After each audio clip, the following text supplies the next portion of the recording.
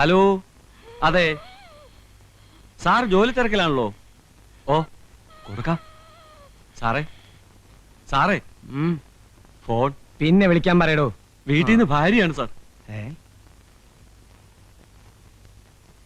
Hello, എന്താ ത്രേസ്യാമ്മേ? ഇല്ല, ഞാനൊരു ഫയല് നോക്കിയായിരുന്നു. ഇന്ന് എത്താൻ പറ്റില്ല. ഒരു അസിസ്റ്റന്റ് എക്സിക്യൂട്ടീവ് എഞ്ചിനീയറാ ഞാൻ. അതെന്താ മനസ്സിലാക്കാത്തെ? കാറ് വർക്ക്ഷോപ്പിലായത് എന്റെ കുറ്റാണോ? ഒരു ടാക്സി വിളിക്ക്. പിടിച്ച് പറിക്കാൻ പറ്റുമോ? തരണതല്ലേ വാങ്ങിക്കാൻ പറ്റുള്ളൂ.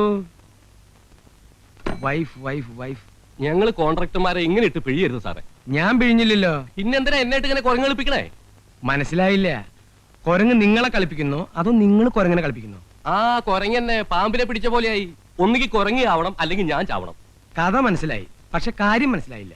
നിങ്ങളുടെ പുതിയൊരു എ ഇല്ലേ, ഒരു മൊഷടൻ. അയാളുടെ ഉദ്ദേശം എന്താ? കോൺട്രാക്ടർമാരെ നശിപ്പിക്കണമെന്നാ. എല്ലാവരും കൂടി ഒത്തു കളിക്കായിരിക്കും അല്ലേ?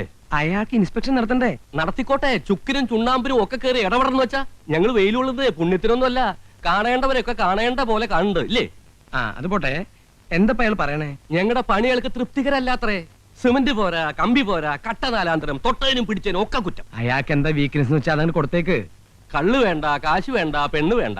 വീക്ക്നെസ് എന്താണെന്ന് ചോദിച്ചു. മ്യൂസിക് ആണത്രേ, മ്യൂസിക്.